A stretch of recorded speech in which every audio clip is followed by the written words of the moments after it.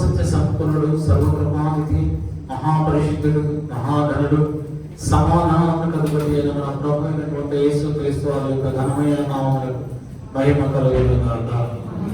ఆమేన్, ఆమేన్.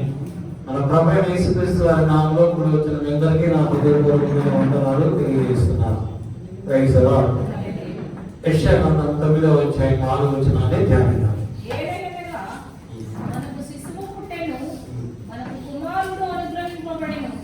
ఆయన భుజము మీద రాజ్యభారముండును. ఆశ్చర్యకరుడు, ఆలోచనకర్త, బలవంతుడైన దేవుడు, నిత్యుడకు తండ్రి, సమాధానకర్తయగు అధిపతి అని అతనికి పేరు పెట్టబడును. ఏదైనా మనకు ఒక శిశువు పుట్టెను, మనకు కుమారుడు అనుగ్రహింపబడెను. ఆయన భుజము మీద రాజ్యభారముండును. ఆయన ఆశ్చర్యకరుడు, ఆలోచనకర్త, బలవంతుడైన దేవుడు, నిత్యుడకు తండ్రి, సమాధానకర్తయకు అధిపతి అని అతనికి పేరు. ఎవరైనా ఆయనే మన ప్రభు అయినటువంటి యేసుక్రీస్తు వారు. ఆయనే సమాధానములకు కర్త అయి ఉన్నాడు. ఈ సృష్టిలో ఎవరికైనా సమాధానం కావాలి అంటే వారు ఖచ్చితంగా ఇష్టం ఉన్నా లేకపోయినా ప్రభు దగ్గరకు రావాలి. ప్రభు దగ్గరకు వచ్చి సమాధానం ఏమని అడిగితే సమాధానం ఇస్తారు.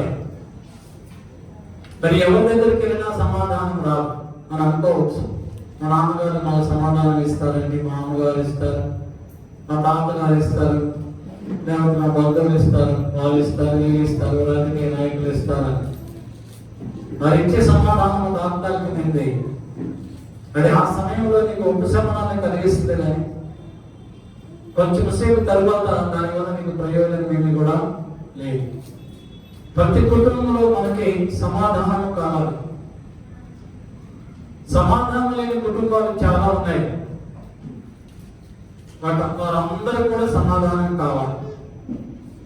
భార్యాభర్తల మధ్య సమాధానం ఉండాలి, తల్లిదండ్రుల బిడ్డలకు సమాధానం ఉండాలి, సహోదరులకు సమాధానం ఉండాలి, ఆఫీసులో సమాధానం ఉండాలి, వ్యాపారం చేసుకున్న వారి వ్యాపారంలో సమాధానం ఉండాలి. అన్ని విషయాల్లో సమాధానం కావాలి. సమాధానం లేకపోతే ఆ వ్యక్తికి కోపం వస్తుంది. సమాధానం లేనప్పుడు కోపం వస్తుంది, అసూయ వస్తుంది, ఈర్ష్య వస్తుంది, చిరాకు కలుగుతుంది. వాటి వలన ఆ కుటుంబంలో, ఆ వ్యాపారంలో, ఆ ఉద్యోగంలో లేనిపోయిన అపోహలు ఎన్నో కలుగుతాయి. వాటి వల్ల నష్టాలే కానీ లాభాలు ఉండవు. కనుక ప్రతి కుటుంబానికి సమాధానం కావాలి, ప్రతి వ్యక్తికి సమాధానం కావాలి. ఆ సమాధానం కావాలి అంటే సమాధానం ఇచ్చే వాళ్ళ దగ్గరకు మనం వెళ్ళాలి. ఆయనే మన ప్రభు అయినటువంటి యేసుక్రీస్తు. ఎవరైతే ఆయన దగ్గరకు వస్తారో, ఎవరైతే నాకు సమాధానం కావాలి అని ఆయన సన్నిధిలో మోకరించి విజ్ఞాపన చేస్తూ ప్రార్థన చేస్తారో, మొరపెడతారో, దేవుడు వారికి సమాధానం అనుగ్రహిస్తాడు. నీ కష్ట సమయంలో, నీ బాధలో, నీ ఇరుకులో, నీ ఇబ్బందులో నీవు సమాధానం కోల్పోయినప్పుడు నీ దేవుడైనటువంటి నీ ప్రభు దగ్గరకు వచ్చి మోకరించి విజ్ఞాపన చేసి, ప్రభు నాకు సమాధానం ఇవ్వమంటే ఆయన నిశ్చయముగా నీకు సమాధానము ఇస్తాడు. దావీదు మహారాజు రాసినటువంటి కీర్తన 29వ కీర్తన 11వ వచనాన్ని చదువుతున్నాం. యెహోవా తన ప్రజలకు సమాధానం కలుగజేసి వారిని ఆశీర్వదించను. యెహోవా తన ప్రజలకు సమాధానం కలుగజేసి వారిని ఆశీర్వదించను. దేవుడు తన బిడ్డలను ఆశీర్వదించడానికి ముందు ఆయన వారికి సమాధానం కలుగజేస్తాడు. సమాధానం కలుగజేయకుండా ఆశీర్వదింపడు. ఎందుకంటే సమాధానం లేకుండా నీకెన్ని ఆశీర్వాదములు ఉన్నప్పటికీ కూడా వాటి వల్ల నీకు ఏ సంతోషము కలుగదు. నీ సంతోషము పరిపూర్ణమవ్వాలి అంటే, నీ సంతోషాన్ని నువ్వు పరిపూర్ణముగా ఆనందించాలి అంటే, నీ హృదయపూర్వకమైనటువంటి ఆనందము, సంతోషము నీకు కలగాలి అంటే అది ఒక ఆశీర్వాదం వల్ల రాదు కానీ సమాధానం ఇచ్చిన తరువాత ఆశీర్వాదం ఇస్తే ఆ ఆశీర్వాదం వలన నీవు సంపూర్ణమైనటువంటి సంతోషము ఆనందాన్ని పొందగలవు. అందుకే దావీదు అంటున్నాడు, దేవా యెహోవా నీవు నీ ప్రజలకు, ఎవరికి ఇస్తున్నాడు దేవుడు? తన ప్రజలకు సమాధానం కలుగజేసి వారిని ఆశీర్వదించను. దేవుని యొక్క నువ్వు ఆశీర్వాదం పొందుకోవాలి అంటే ప్రభువు అందరికీ ఆశీర్వాదం ఇవ్వడు, అందరికీ సమాధానము ఇవ్వడు. ఎవరికి సమాధానం ఇస్తానంటున్నాడు కదా? తన ప్రజలకే ఆయన సమాధానం ఇస్తాడు. అందరికీ సమాధానము ఇవ్వడు.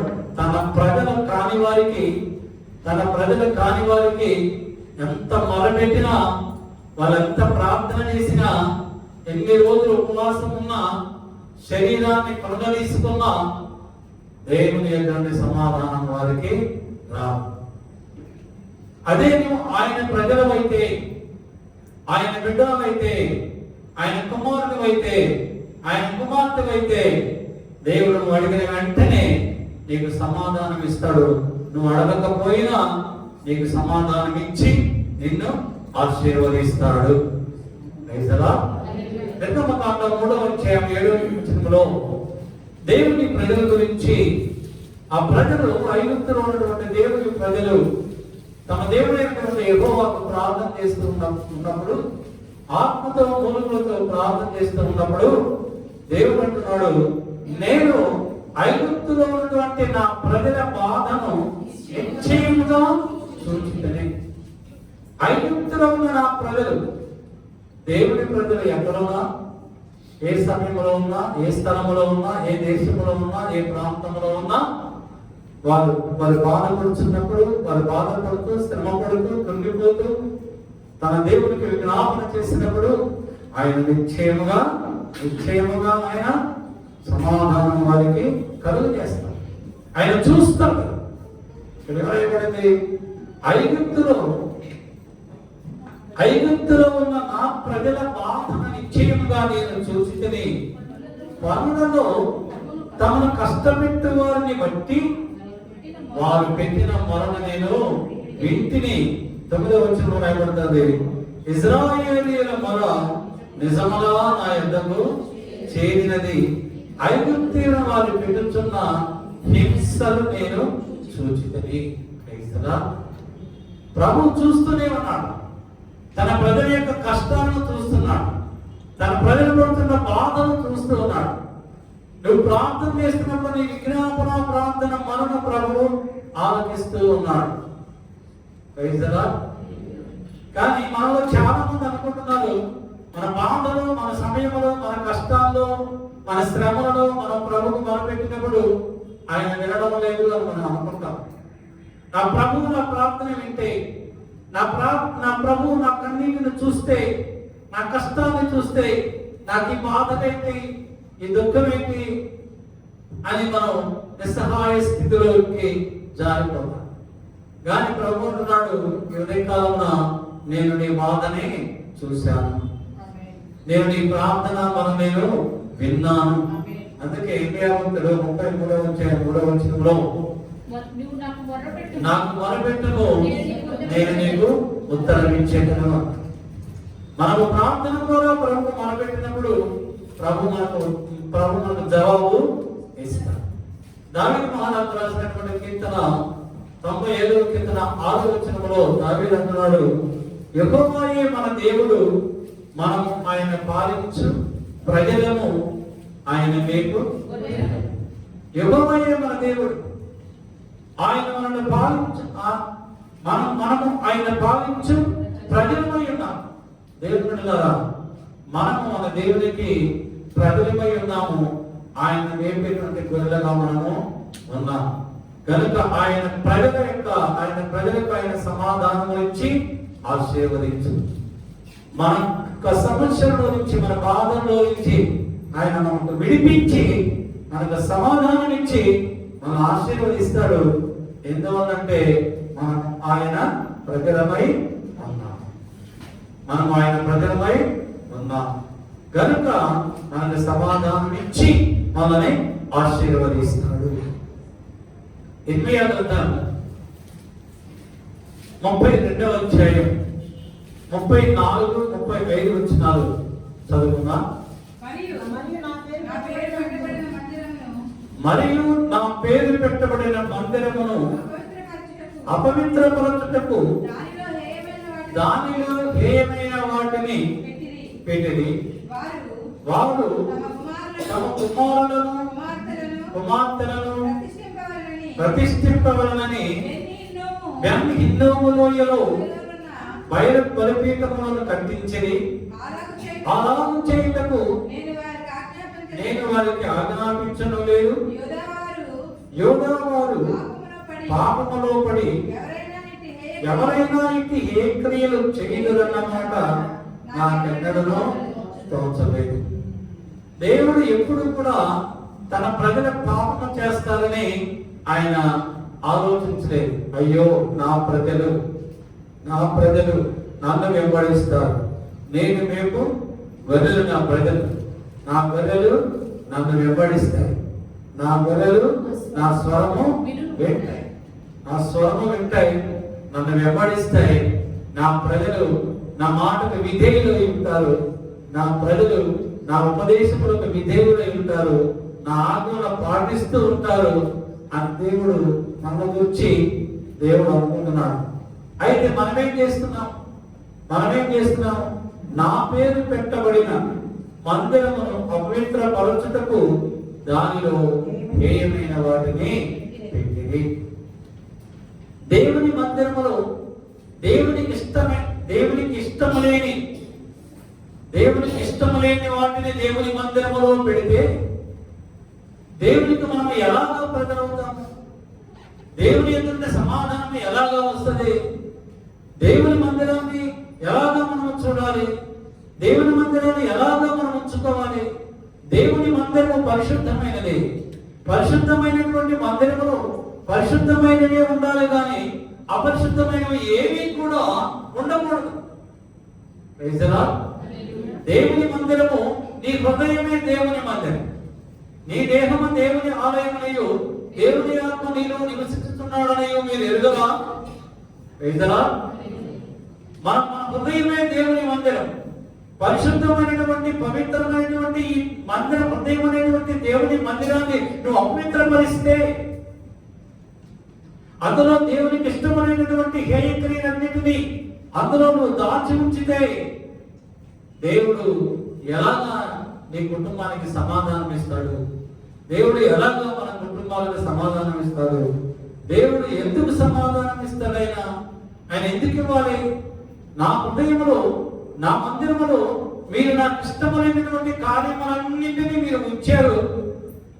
అది ద్వేషము కావచ్చు, కోపము కావచ్చు, పగ, అసూయ, ద్వేషము, కోపము, అపవిత్రత, కామాతురత, ఇటువంటి అన్ని క్రియలు కూడా నీ హృదయంలో నువ్వు పెట్టుకుంటే, నీ హృదయం అనేటువంటి దేవుని మందిరములో పెట్టుకుని వాడిని అపవిత్రపరిస్తే దేవుడు నీకు సమాధానము ఇవ్వడు. నీకు పరిపూర్ణమైనటువంటి సమాధానము, ఆశీర్వాదము నీకు కావాలి అంటే దేవుని మందిరాన్ని నువ్వు పరిశుద్ధంగా ఉంచితే దేవుడు నిశ్చయముగా నీకు, నీ కుటుంబానికి సమాధానం కలుగజేస్తాడు. ఎటువంటి కలవరాలు నీ కుటుంబంలో ఉండవు, ఎటువంటి భయము నీ కుటుంబంలో ఉండదు. ఒకవేళ ఇప్పుడైనా ఈ క్షణంలోనైనా, ఈ సమయంలోనైనా మీలో ఎవరికైనా అటువంటి స్వభావం ఉన్న ఎడల మీరు దేవుని వైపు తిరిగితే, మీరు ప్రభు వైపు తిరిగితే, ప్రభు అంటున్నాడు, మీరు ఇప్పుడైనా నా వైపు తిరిగితే, నువ్వు నమ్ముకున్న దేవునికి అసాధ్యమైనది ఏది లేదు. ఇప్పుడైనా మీరు నా వైపు తిరిగితే దేవుడు అంటున్నాడు, నేను మిమ్మల్ని క్షమించి నీ హృదయం అనేటువంటి మందిరాన్ని, నీ గృహం అనేటువంటి మందిరాన్ని నేను పరిశుద్ధపరిచి నేను నీకు సమాధానం కలుగజేసి ఆశీర్వదిస్తాను అంటున్నాను. హేబేలు గ్రంథం 2వ అధ్యాయం 13వ వచనంలో మీ దేవుడైనటువంటి యెహోవా కరుణా వాత్సల్యము గల దేవుడును శాంతమూర్తియు అత్యంత కృప కలిగిన వాడునై ఉండి తాను ఉద్దేశించినటువంటి కీడును చేయనల్లక పశ్చాత్తాపడుచు కనుక మీరు మీ వస్త్రములను కాక మీ హృదయములను చింపుకొనుడి. బట్టలు చింపుకున్నంత మాత్రమున పరిశుద్ధత నీకు రాదు. బట్టలు చింపుకున్నంత మాత్రమున సమాధానము నీకు రాదు. ఎలాగా వస్తుంది?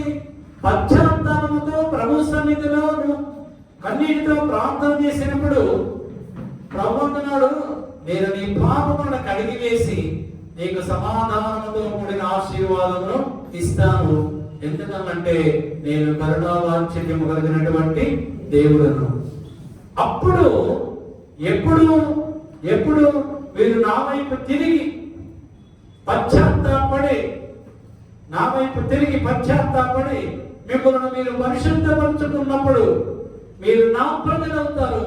మీరు నా ప్రజలైనప్పుడు నేను మీకు దేవుడనై ఉందును. 20వ గ్రంథం 32వ అధ్యాయం 38వ వచనంలో భక్తుడు అంటున్నాడు, వారు నాకు ప్రజలై ఉందరు, నేను వారికి దేవుడనై. దేవుడు మాట్లాడు, మీరు నాకు ప్రజలై ఉంటారు, నేను మీకు దేవుడనై ఉంటాను. ఎప్పుడు మన హృదయమైనటువంటి మందిరాన్ని మనం పరిశుద్ధపరుచుకున్నప్పుడు. అపోస్తలుడైన పౌలు కొరింథీయుల సంఘానికి రాస్తూ 2వ కొరింథీయులకు రాసినటువంటి పత్రిక 6వ అధ్యాయం 14 నుంచి 18 వరకు అపోస్తలుడు పౌలు మనతో మాట్లాడుతున్నాడు. దేవుని ప్రజలుగా దేవుడు మనల్ని తన ప్రజలుగా ఏర్పాటు చేసుకోవాలి అంటే, దేవునికి ప్రజలుగా మనము ఎంపిక అవ్వాలి అంటే, దేవుడు మనల్ని తన ప్రజలుగా తన యొక్క బిడ్డగా ఆయన మనం ఎంచుకోవాలంటే, ఎంపిక కావాలి అంటే అక్కడ ఎలాగా ఉండాలో అపోస్తలుడు పౌలు మనతో మాట్లాడుతున్నాడు. మీరు అవిశ్వాసులతో జోడుగా ఉండకండి, దుర్నీతితో ఏమి సాంగత్యము, మీరు అవిశ్వాసులతో జోడుగా ఉండకండి. అంటే అవిశ్వాసులతో జోడుగా ఉండకండి. విశ్వాసము లేని వారితో, దేవుని నమ్ముకున్నా ప్రభువు నమ్ముకున్నా వారు విశ్వాసములో హీన దశలో ఉంటే, అవిశ్వాసము కలిగిన వారుగా ఉంటే అటువంటి వారితో జోడుగా మీరు ఉండకండి. అన్యులతో విగ్రహారాధికులతో జోడుగా మీరు ఉండకండి. గమనించండి, విగ్రహారాధికులతో అవిశ్వాసులతో జోడుగా ఉండవద్దు. అంటే ప్రభు నమ్ముకున్న నీవు అవిశ్వాసులు విగ్రహారాధికులతో వివాహము చేసుకొనకూడదు, సంబంధములు పెట్టుకోకూడదు, పర్వాలేదు అనుకోకూడదు. ఏం చేస్తామంటే, మా అబ్బాయి లవ్ చేశాడు, మా అమ్మాయి లవ్ చేశాడంటే అది మనం చేయగలిగిన ఏం లేదు. అటువంటి వాళ్ళతో ప్రభు నిశ్చయముగా ఉండడు. డబ్బు ఉన్నంత కాలం బాగానే ఉంటారు, కానీ ఆ తర్వాత కొంతకాలంగా డబ్బు పోతుంది, సమాధానం పోతాయి, అన్నీ పోతాయి. మళ్ళా ఎవరికి వారే కూర్చేయండి, ఎవరికి వారే ఏమన్నా తీరే అన్నట్టుగా ఉంటారు. నేను గత 8 సంవత్సరాలు చెప్తూనే ఉన్నా, అవిశ్వాసులతో విగ్రహారాధులతో మీరు పిల్లల్ని తీసుకోవద్దు, చేసుకోవద్దు, చేసుకోవద్దు, చేసుకోవద్దు, చేసుకోవద్దు చెప్తున్నా. ఎలా రోజు చేస్తున్నా అర్థం కాదు. అక్కడ దేవుని వాక్యం వింటున్నారా? తల్లిదండ్రులు వింటున్నారా? పిల్లలు వింటున్నారా? ఏ వింటానికి దేవుని మందిరానికి వస్తున్నారు మీరు? దేవుని వాక్యం వింటూ కూడా దైవజనుడు ద్వారా దేవుడు మాటలు మాట్లాడినప్పుడు ఆ మాటకు లోపడాలి, కానీ అయినా పర్వాలేదు నేను ఎలాగా ప్రేమిస్తారో నాకైతే అర్థం కావట్లేదు. మళ్ళా నా దగ్గరకు వచ్చి అడిగారు, మా అమ్మాయి హిందువుల్ని ప్రేమించిందండి, హిందువులతో వివాహం చేద్దాం అనుకుంటున్నామండి అని తల్లిదండ్రులు చెప్తే నేను ఏ సమాధానం చెప్తాను? రైతులా ప్రార్థన చేద్దామేమా అని ప్రార్థన చేస్తాను. ఏమని? ప్రభువా నీ చిత్త ప్రకారం మీరు జరిగించండి అంటే ప్రభు చిత్తానికి మనం వదిలేస్తున్నాయి. బైబిల్ క్లియర్గా అపొస్తలుడైన పౌలు మనతో మాట్లాడుతున్నాడు, అవిశ్వాసంతో మీరు తోడుగా ఉండండి. ఉదయం లేచిన వెంటనే బండేసుకుని ఎక్కడికి వెళ్తారంటే అవిశ్వాసం దగ్గరికి వెళ్ళిపోతారు. ఫ్రెండ్షిప్ స్నేహం. నువ్వు ఎవరితో స్నేహం చేస్తున్నావు? విగ్రహాలతో స్నేహం చేస్తే ఎలాగ నీ కుటుంబంలో సమాధానం ఉండాలి? నేను కొంతమంది యవనస్తులు చెప్పారు, నువ్వు వెళ్ళొద్దు వెళ్ళొద్దు వెళ్ళొద్దు అంటే వాళ్ళు వెళ్తూనే ఉన్నాను. చూడండి వాళ్ళ పరిస్థితి ఏమైందంటే సమాధానం లేని కుటుంబాలుగా మార్చబడి దేవుని సన్నిధిని తొలగిపోయి భయంకరమైనటువంటి శపించమైనటువంటి జీవితాన్ని అనుభవిస్తూ ఉన్నారు. అవిశ్వాసులతో తోడుగా ఉండకండి. తర్వాత నీతితో దుర్నీతికి ఏమి సంబంధం? నీతి అంటే మన ప్రభువైనటువంటి యేసుక్రీస్తు. ఎవరు నీతిమంతులు? యేసు ప్రభు వారి యొక్క విలువైనటువంటి ప్రశస్తమైనటువంటి ఆయన శిలువ రక్తము చేత కనకబడిన నువ్వు నేను నీతిమంతులం. ఆయన రక్తము చేత కనకబడిన వారందరూ నీతిమంతులే. యేసు ప్రభు వారి రక్తం చేత కడగబడి నీతిమంతులుగా మార్చబడిన నీవు అనీతిమంతులతో దుర్నీతి అంటే అనీతిమంతులు వాళ్ళతో ఎలాగా ఏం సంబంధం? నేను తర్వాత చెప్పండి.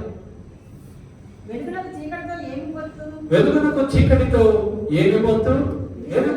వెలుగంటే ఎవరు? మనమే వెలుగు సంబంధం.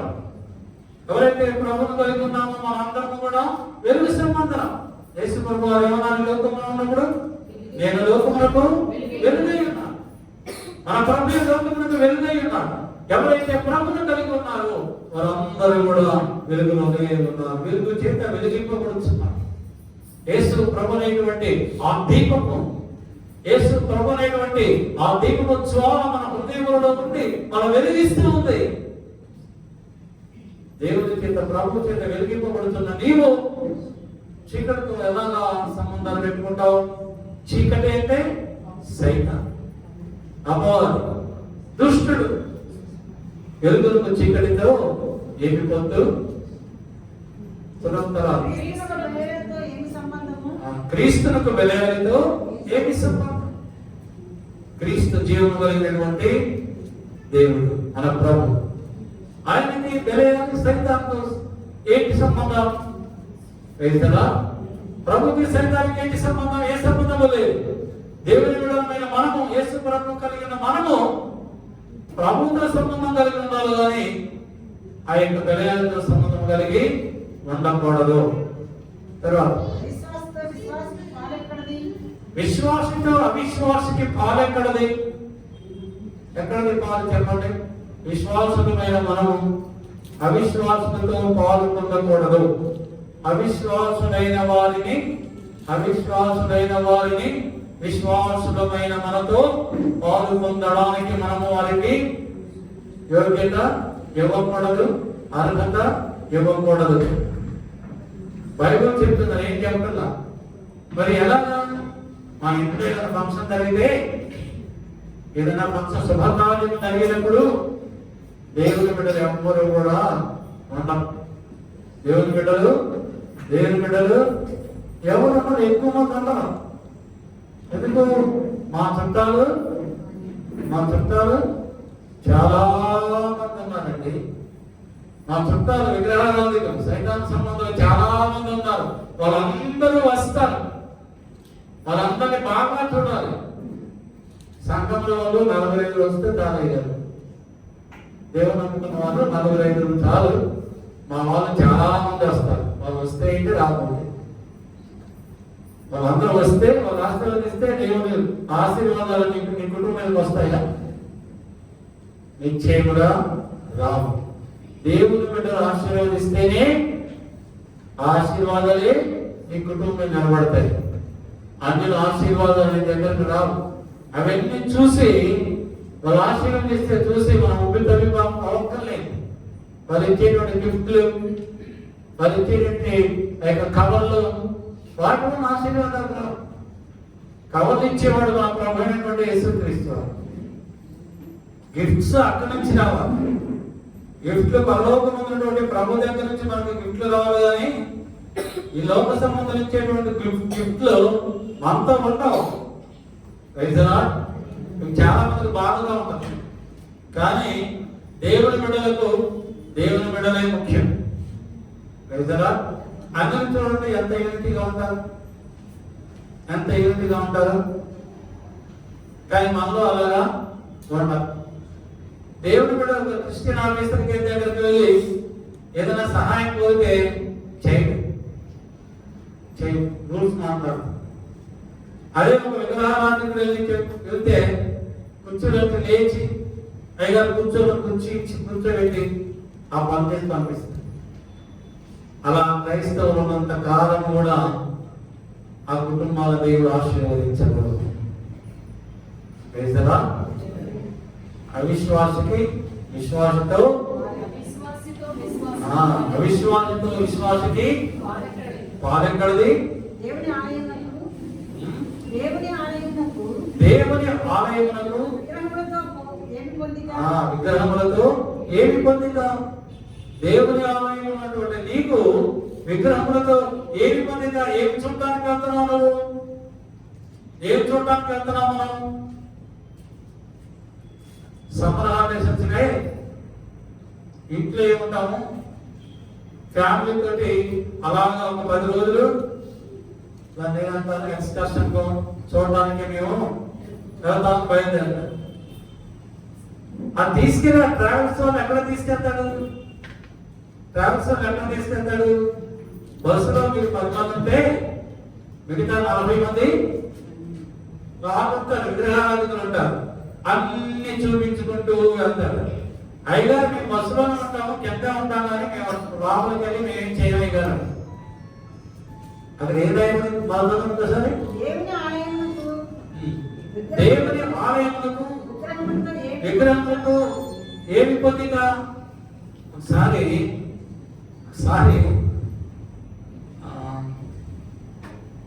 ఇక్కడ బళ్ళారి దాడిన తర్వాత శ్రీకృష్ణ దేవాలయాలు హంపి అక్కడ హౌస్పేట లో 3 days మీటింగ్స్ పెట్టారు. అక్కడికి వెళ్ళిన తర్వాత అక్కడ ఉన్న మాస్టర్స్ అని చెప్పారు, అడిగారు, విజయనగరం మహారాష్ట్ర శ్రీకృష్ణ దేవాలయాల కాలం నాటి పెద్ద గుడి, అలానే అక్కడ శిల్పాలు, ఆ చెట్లు ఇవన్నీ కూడా అలాగా ఉన్నాయి గారు, చాలా బాగుంటుంది, సేమ్ అవి ఒకసారి చూడండి మీరు అన్నారు. నేను ఇంకో బ్రదర్ ప్రేమ్ అని ఇంకో బ్రదర్ ఉన్నారు, మేమిద్దరం వెళ్ళాం చూడటం. ఆ ప్రేమ్ బ్రదర్ ఏం చేశానంటే కెమెరా తెచ్చాడు, మంచి కెమెరా తెచ్చాడు. అవన్నీ ఫోటోలు తీశాడు, మమ్మల్ని కూడా ఫోటోలు తీశాడు, మేము ఫోటోలు తీయాం. అన్ని తీసి అయిపోయింది, మీటింగ్స్ అయిపోయినాయి. బయటకు వచ్చిన తర్వాత మా తనని కలిగిద్దామని స్టూడియోకి వెళ్తే ఒక్క ఫోటో లేదు, ఒక్కటి కూడా లేదు. చాలా ఆశ్చర్యం వేసింది నాకు. అదేంటి బ్రదర్ చాలా ఫోటోలు తీశారు కదా అంటే, ఏమో ఒక్క ఫోటో కూడా రాలేదు, రాదు. ఎందుకు వస్తుంది? అది ప్రభుకి ఇష్టం. ప్రభుకి ఇష్టం లేని పని చేస్తే, ప్రభువు చేత ప్రేమించబడిన వారు ప్రభుకి ఇష్టం లేని పని చేస్తే ప్రభు వాటిని వారితో ఉంచదు, మొత్తం ఫుడ్ రాదు. కనుక మనము ఎక్స్కర్షన్ వెళ్ళేటప్పుడు మీ కుటుంబము మీరే వెళ్ళండి, ముందుగా ప్లాన్ చేసుకుని ఏమి చూడాలా, ఎక్కడికి వెళ్ళాలి అని ప్లాన్ చేసుకుని వెళ్ళండి. అంతేగాని భవిష్యత్తు కదా అని వాళ్ళతో ఇంత కలిసి వెళితే అవే చూపిస్తారు, మనకి ఇష్టమున్నా లేకపోయినా. మన కొరకు వాళ్ళు ఆగరు కదా, వేస్తారా? తర్వాత మనం ఏమన్నాము, అందుకు దేవుడు ఇలా సెలవిస్తున్నాడు, ఇలాగ సెలవిస్తున్నాడు. నేను వారిలో నివసించి సంచరించును. పైన కొనుక్కోండి. మనము మీరు మనము జీవముగల దేవుని ఆలయమై మనం ఏమైనాము? జీవము గల దేవుని ఆలయమై ఉన్నాము. హల్లెలూయా, హల్లెలూయా, ప్రైజ్ ది లార్డ్. మనం ఎవరమై ఉన్నాము? జీవము గల దేవుని ఆలయం కాదు, జీవము గల దేవుని ఆలయమై ఉన్నాం. ఈ లోకంలో ఉన్న అన్ని కూడా వారి దేవుని ఆలయాలే కానీ అవి జీవము కలిగినటువంటి దేవుని ఆలయములు కాదు. మనమే జీవము గల దేవుని ఆలయమై ఉన్నాం. ఎందువల్లనగా జీవము గల దేవుడైనటువంటి యేసు మనలో ఉన్నాడు కనుక. Praise the lord. Hallelujah, hallelujah, hallelujah. అందుకే అపోస్తలుడైన పేతురు అంటున్నాడు, పేతురు రాసినటువంటి మొదటి పత్రిక 2వ అధ్యాయం 9వ వచనంలో, అయితే మీరు చీకటిలో నుండి ఆశ్చర్యకరమైన వెలుగులోనికి మిమ్మును పిలిచిన గుణాతిశయమును ప్రచురము చేయ నిమిత్తము ఏర్పరచబడిన వంశమును, రాజులైన యాజక సమూహమును, పరిశుద్ధ జనమును, దేవుని సొత్తైన ప్రజలై ఉన్నారు. హల్లెలూయా, హల్లెలూయా. మనం ఏమైనాము? దేవుని సొత్తైన ప్రజలమై ఉన్నాం. Praise the lord. హల్లెలూయా. ఎందుకై ఉన్నాము? దేవుని సొత్తైనటువంటి ప్రజలమై ఉన్నాము. ఎందువల్ల అంటే చీకటిలో ఉన్నటువంటి మానవుని, పాపంలో ఉన్నటువంటి మానవుని, విగ్రహారాధనలో ఉన్నటువంటి మానవుని, గత పూర్వ స్థితిలో విగ్రహములతో ఉన్నటువంటి మనల్ని ఆ చీకటిలో నుండి ఆశ్చర్యకరమైనటువంటి తన వెలుగులోనికి మనల్ని నడిపించిన వారి గుణాతిశయములను మనము ప్రచురము చేయాలి. అందు నిమిత్తము దేవుడు మనల్ని తన ప్రజలుగా, తన సొత్తైన ప్రజలుగా ఏర్పాటు చేసుకున్నాడు. ఎవరైతే తన ప్రజలుగా ఉంటారో, ఎవరైతే దేవుని ప్రజలుగా ఉంటారో, దేవుడు వారికి సమాధానమును, ఆశీర్వాదమును అనుగ్రహిస్తాడు. అంటే మనము పరిశుద్ధత కలిగి ఉండాలి. ఎవరైతే పరిశుద్ధత కలిగి ఉంటారో వారు దేవునికి ప్రజలై ఉంటారు. పరిశుద్ధత లేకుండా ఎవరు దేవుని చూడలేరు. నేను పరిశుద్ధులను కనుక మీరును పరిశుద్ధులై ఉండండి. నేను పరిశుద్ధులను కనుక మీరును పరిశుద్ధులై ఉండండి. అప్పుడు మీరు దేవుని ప్రజలు అవుతారు. దేవుని ప్రజలైన వారికి ఆయన సమాధానమును, ఆశీర్వాదమును అనుగ్రహిస్తాడు. మరొక విషయం చెప్పి ముగించేస్తాను. చదవండి. లూకాసు వార్త 2వ అధ్యాయం 14వ వచనం. లూకాసు వార్త 2వ అధ్యాయం 14వ వచనం. సర్వోన్నతమైన స్థలములో దేవునికి మహిమయు, ఆయనకి ఇష్టమైన మనుషులకు భూమి మీద సమాధానమును కలుగును గాక అని దేవునికి స్తోత్రము చేయుచుండెను. Praise the lord. హల్లెలూయా. ఎవరికి సమాధానం? పరలోకము నుండి పరలోక దూతల సైన్య సమూహము భూమి మీదకు వచ్చి దేవుని బిడ్డలైనటువంటి ఆ గొర్రెల కాపులతో చెప్తున్నాయి. ఏమని చెప్తున్నాయి? ఆయనకి ఇష్టమైన మనుష్యులకు భూమి మీద సమాధానము కలుగును గాక. ఎవరికి సమాధానం కలుగుతుంది? ఆయనకి ఇష్టమైన ప్రజలు. అంతేగాని మనకిష్టమైన ప్రజలు కాదు.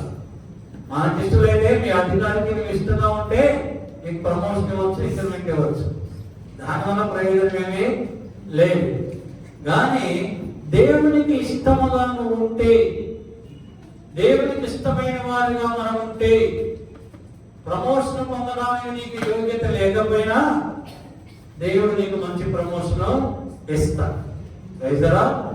నీ పైన ప్రమోషన్ కావలసిన వారు ఇంకా 10 మంది ఉన్నా ఆ 10 మందిని పక్కన పెట్టి నీకు ప్రమోషన్ ఇస్తాడు. ఎప్పుడు దేవునికి ఇష్టమైన వారిగా నీవు నేను ఉన్నప్పుడు. ప్రభువుకి ఇష్టమైన వారిగా ఉన్నాను. మరి ప్రభువుకి ఇష్టమైన వారిగా లేకపోతే ఎలాగ ఇస్తారు? సమాధానం ఎలాగ వస్తుంది? మరి మన ఇంట్లో మనకి సమాధానం లేదు అంటే మరి మనం దేవునికి ఇష్టంగా లేవనే దాంతా హబక్కూ గ్రంథం, మలాకీ గ్రంథం 1వ అధ్యాయము 10వ వచనం చదవండి. మీలో ఒకడు నా బలి మీద నిరర్ధకము అగ్ని రాజబెట్టినట్లు నా మందిరపు వాటిళ్లను మూయబడబడును. మీలో ఉండిన ఎడల మీరు మీ యందు నాకు ఇష్టము లేదు. చాలు, మీ యందు నాకు ఇష్టము లేదు. ప్రభు అంటున్నా, మీ యందు నాకు ఇష్టము లేదు. నాకు ఇష్టంగా ఉంటే, మీ యందు నాకు ఇష్టం ఉంటే మీకు సమాధానమును ఆశీర్వాదమును ఇస్తాను. అయితే మీ యందు నాకు ఇష్టం లేదు. ఎందుకు ఇష్టం లేదు? ఎందుకు ఇష్టం లేదు? 8వ వచనం చదవండి. గుడ్డివాణిని తీసుకొని బలిగా అర్పించిన ఎడల గుడ్డిదానిని తీసుకొని బలిగా అర్పించిన ఎడల అది దోషము కాదా? అది దోషం కాదా? గుడ్డిదానినైనను ఆ? గుడ్డిదానినైనను గుడ్డిదానినైనను రోగము గలదానినైనను రోగము గలదానినైనను గుడ్డిదానినైనను రోగము గలదానినైనను అర్పించిన ఎడల ఇచ్చిన ఎడల అది దోషము కాదా? అది దోషము కాదా? అట్టి వాటిని నీ అధికారికి నీకు ఇచ్చిన ఎడల అట్టి వాటిని నీ అధికారులకు నీవు ఇచ్చిన ఎడల అతడు నీకు దయచూపున అతను నీ ఎల్ల దయచూపున నిన్ను అంగీకరించిన అంగీకరించిన నీ సైన్యములకు అధిపతికి అని సైన్యములకు అధిపతిగా యెహోవా సెలవించుచున్నాడు. మీరంటే నాకు ఇష్టం లేదు అంటున్నాడు. ఎందుకు ఇష్టం లేదు? ఎందుకు ఇష్టం లేదు? ఎందుకు ఇష్టం లేదు? మీరు గుడ్డిదానిని నాకు ఇస్తున్నారు, కుంటివాడిని నాకు ఇస్తున్నారు, రోగం కలిగిన వాడిని నాకు ఇస్తున్నారు. అదే ఒక పాడైపోయిన ఒక వస్తువు, ఒక పగిలిపోయినటువంటి ఒక గిఫ్ట్ నీ పై అధికారికి నువ్వు ఇస్తే ఆయన దాన్ని చూసి సంతోషిస్తాడా? నేనంటా లేదు, ప్రభు అంటున్నాడు. సంతోషిస్తాడా? ఆనందిస్తాడా? నీతో సమాధానంగా ఉంటాడా? నిశ్చయంగా ఉండడు. నిశ్చయంగా ఉండడు. మరి మన అధికారుల దగ్గరికి వెళ్ళినప్పుడు మనము మనకున్న దానిలో శ్రేష్టమైన దానిని మనం మన అధికారుల దగ్గర తీసుకెళ్తామే ఆయన సంతోషపెట్టడానికి ఈ లోకంలో అధికారుల దగ్గరికి. మరైతే నిన్ను నీ కుటుంబానికి శ్రేష్టమైనటువంటి దీవెన, సమాధానము, ఆశీర్వాదం ఇచ్చేటువంటి దేవునికి నువ్వు గుడ్డిదానని రోగమైన దానిని నువ్వు ఇస్తే అది నాకు ఇష్టమా? ఎవరు ఏమంటున్నారు? నాకు ఇష్టము లేదు, నాకు ఇష్టము లేదు. చదవండి ఫిబ్రవరి రాసినటువంటి పత్రిక 11వ అధ్యాయం 11:4. విశ్వాసమును బట్టి హేబేలు కయీను కంటే శ్రేష్టమైన బలి దేవునికి అర్పించెను. దేవుడు అతని అర్పణను గురించి సాక్ష్యం ఇచ్చినప్పుడు అతడు ఆ విశ్వాసమును బట్టి నీతిమంతుడని సాక్ష్యము పొందెను. అపోస్తలుడు పౌలు చెప్తున్నాడు, విశ్వాసమును బట్టి హేబేలు కయీను కంటే శ్రేష్టమైన దానిని తన దేవునికి ఇచ్చాడు. ప్రభువుకి ఇచ్చేటప్పుడు ఆఫరింగ్ ఇచ్చేటప్పుడు, బలిగా ఇచ్చేటప్పుడు శ్రేష్టమైన దానిని ఇవ్వాలి, క్రొవ్విన దానిని ఇవ్వాలి. ఆ శ్రేష్టమైన దానిని ఇచ్చినప్పుడు నీవిచ్చిన ఆ శ్రేష్టమైన దానిని బట్టి దేవుడు నిన్ను నీతిమంతునిగా చేస్తాడు. క్రైస్తవుడా? లేలుయా. శ్రేష్టమైన ప్రభువుకి ఇస్తే సమాధానము ఇస్తాడు. ఫిబ్రవరి రాసినటువంటి పత్రిక 7వ అధ్యాయం 4వ వచనం చదవండి. ఇతడు ఎంత ఘనగా చూడండి. మూల పురుషుడైన అబ్రహాము అతనికి కొల్లగొన్న శ్రేష్టమైన వస్తువులలో 10వ వంతు ఇచ్చాడు. అబ్రహాము కూడా శ్రేష్టమైన వాటిని ప్రభువుకి ఇచ్చాడు కనుక అబ్రహాము తాను చేసినటువంటి క్రియలను బట్టి నీతిమంతునిగా ఎంచబడ్డాడు. రాహాబు కూడా దేవుని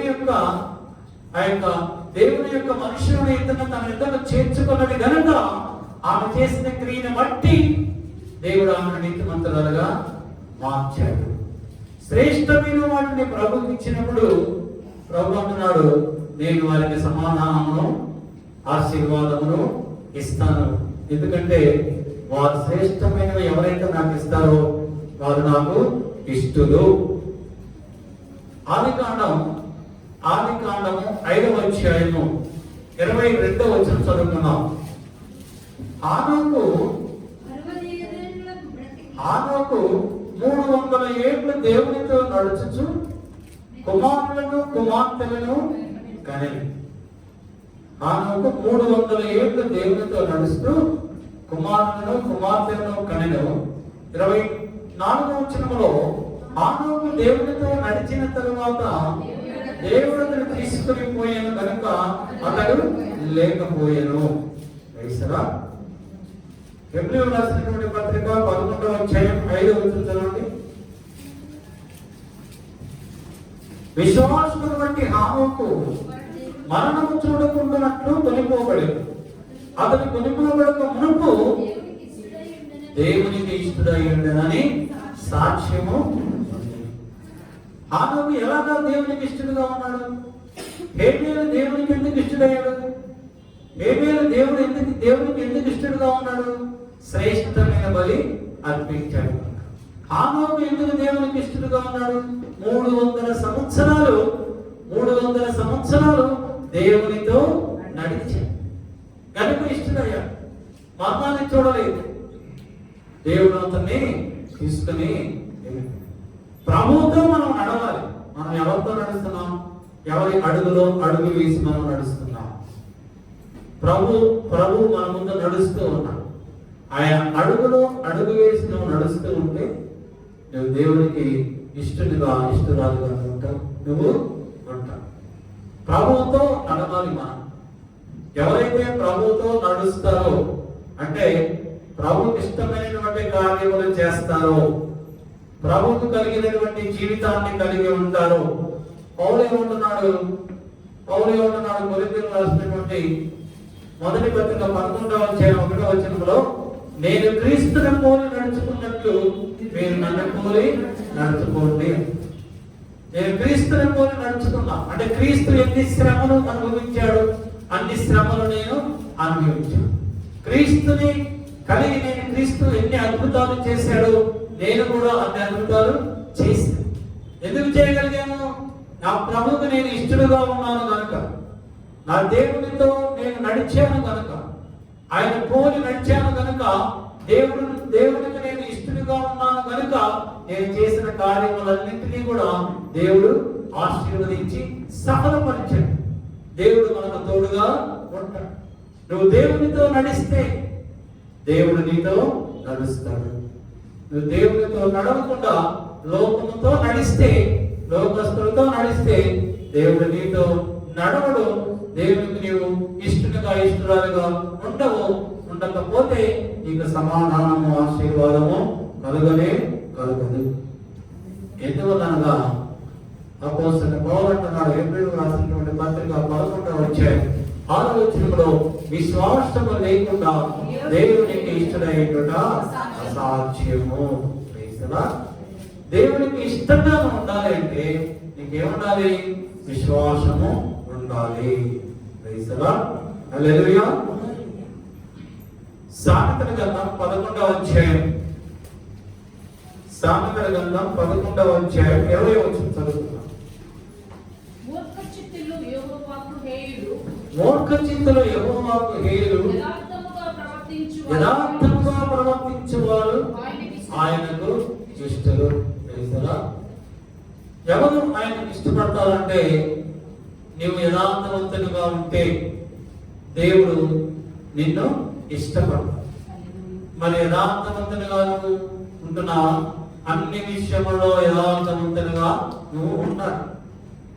యోగు భక్తుడు యోగు గ్రంథం 1వ అధ్యాయంలో యోగుని గురించి రాయబడుతుంది. యోగు యథార్థవంతుడు. 8వ వచనంలో కూడా యోగు యథార్థవంతుడని రాయబడుతుంది. యోగు యథార్థవంతుడు కనుకనే దేవునికి ఇష్టడై ఉన్నాడు. దేవునికి ఇష్టడై ఉన్నాడు కనుకనే యోగుని 2 రెట్లుగా దేవుడు ఆశీర్వదించాడు. దేవుని యొక్క నుండి డబుల్ బ్లెస్సింగ్స్ మనం పొందుకోవాలి అంటే మనం దేవునికి ఇష్టడుగా మనము ఉండాలి. రాజు మొదటి గ్రంథం 3వ అధ్యాయం 6వ వచనంలో సొలొమోను మహారాజు అన్నాడు, తన తండ్రి అయినటువంటి దావీదు గురించి దేవాది దేవుడైనటువంటి యెహోవా దేవునితో సొలొమోను మాట్లాడుతున్నాడు. సొలొమోను ఇలాగ మనవి చేసెను, నీ దాసుడును నా తండ్రియైన దావీదు నా తండ్రి అయినటువంటి దావీదు నీ దృష్టికి అనుకూలముగా సత్యమును నీతిని అనుసరించి యథార్థమైన మనస్సు గలవాడై ప్రవర్తించను. చాలు. దావీదు ఎలాగా ప్రవర్తించాడు? యథార్థమైన మనస్సు కలిగి ప్రవర్తించాడు. మొదటి రాజుల గ్రంథం 15వ అధ్యాయం 4వ వచనంలో దేవుడే దావీదుని గురించి సాక్ష్యం చెప్తూ ఉన్నాడు. దావీదు హిత్తీయుడైన ఊరియా సంగతి యందు తప్ప తన జీవిత దినములన్నీ యెహోవా దృష్టికి యథార్థముగా నడుచుకొనుచు యెహోవా అతనికి ఇచ్చిన ఆజ్ఞలన్నిటినీ అనుసరించాడు. ఏ ఆజ్ఞలో కూడా తప్పిపోలేదు. యథార్థవంతులు దేవునికి ఇష్టలుగా ఉంటారు. దేవునికి ఇష్టమైన కార్యములు చేస్తారు. ఆయన ఆజ్ఞలన్నిటినీ వాళ్ళు పాటిస్తారు. దేవుని ఆజ్ఞను వారు త్రోసివేయరు. దావీదు దేవుని దృష్టిలో యథార్థవంతుడు. అపోస్తల కార్యములు 13వ అధ్యాయం 22వ వచనంలో రాయబడ్డది, దావీదు నా ఇష్టానుసారుడైన మనుష్యుడు. దేవుడు ఒక మనుష్యుల గురించి సాక్ష్యం చెప్తూ, దావీదు నా ఇష్టానుసారుడైన మనుష్యుడు. దావీదు జీవితకాలమంతా నన్ను అనుసరిస్తూనే ఉన్నాడు. ఆనోకు 300 సంవత్సరాలు దేవుడిని అనుసరిస్తూ నడిచాడు. దావీదు కూడా తాను బ్రతికినంత కాలం కూడా దేవుడిని అనుసరిస్తూ ఆయన ఆజ్ఞలు పాటిస్తూ లోబడి దావీదు జీవిస్తూనే ఉన్నాడు. కనుక దావీదు నాకు ఇష్టడు. దావీదు నాకు ఇష్టడు కనుక దావీదు సింహాసనం మీద ఎల్లప్పుడూ కూడా ఒకడు ఉండగా మానడు. మత్తయి సువార్త 21వ అధ్యాయం 30వ వచనం చదువుతూనే ముందుగా ప్రభు ఏమంటున్నారు వినండి. మత్తయి సువార్త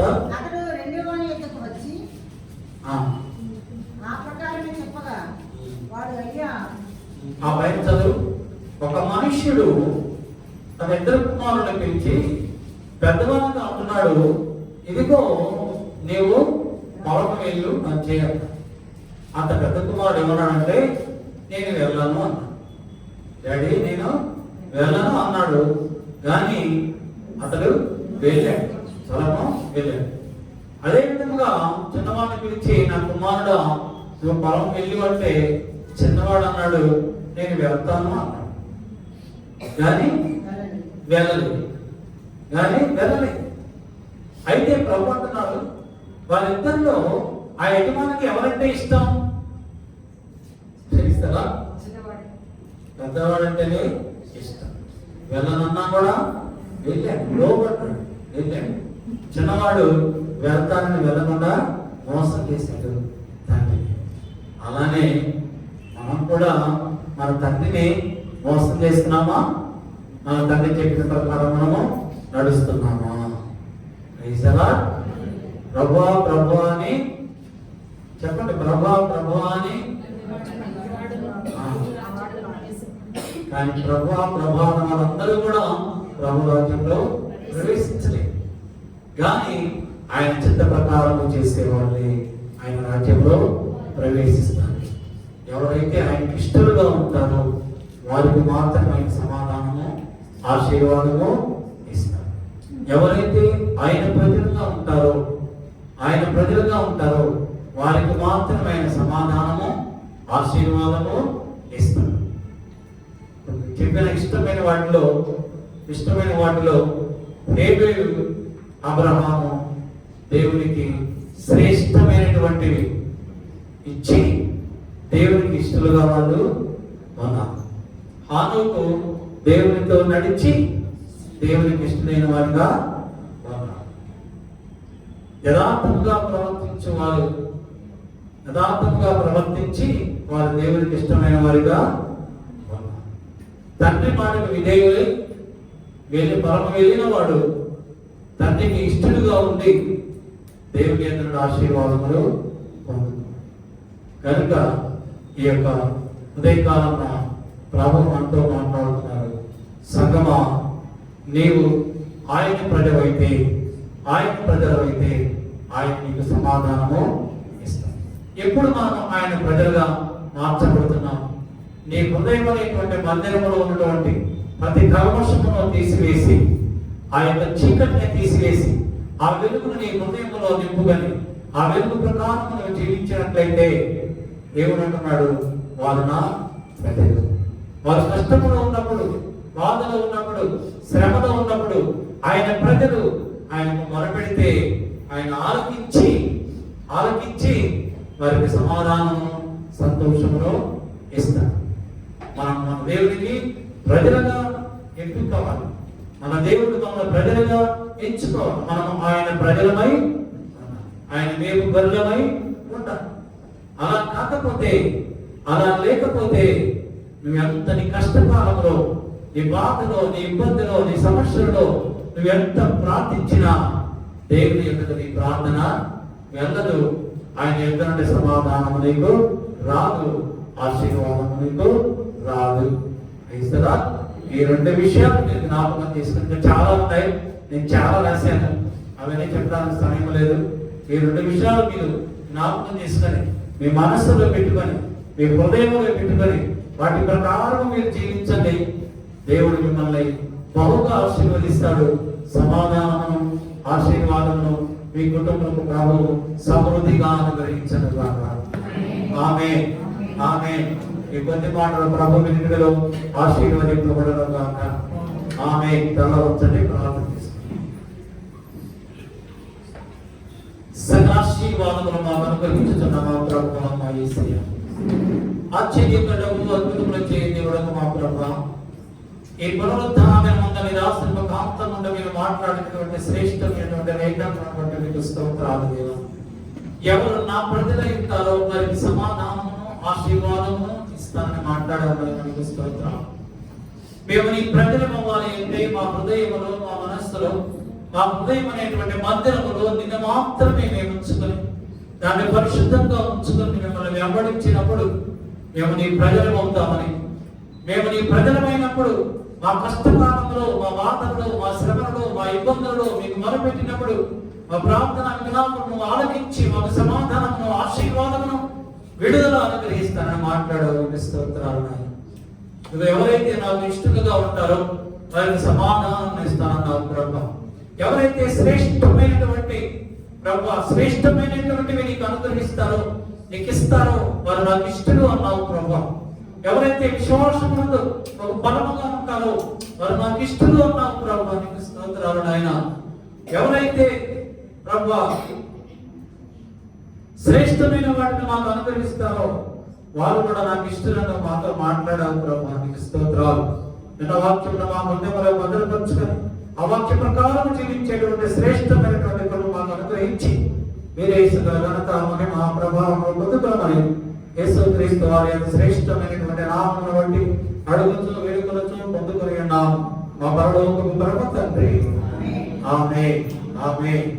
మన పరమ తండ్రి అయినటువంటి దేవుని ప్రేమయు, మన ప్రభువును రక్షకుడైన యేసుక్రీస్తు వారి యొక్క కృపా రక్షణ, పరిశుద్ధాత్మ దేవుని కన్యని సహవాసము సన్నిధి కూడి వచ్చిన సంఘ బిడ్డలందరికీ, ఇంకా రాలేకపోయిన వారందరికీ, వాక్యము ప్రకటించిన దైవజనులకు, వారి కుటుంబం, లోకములో ఉన్న సకల పరిశుద్ధులకు, యూట్యూబ్ ద్వారా వాక్యం అందుతున్న వారందరికీ ఇప్పుడును ప్రభు రాకడ పర్యంతము సదాకాలము తోడైయుండును గాక.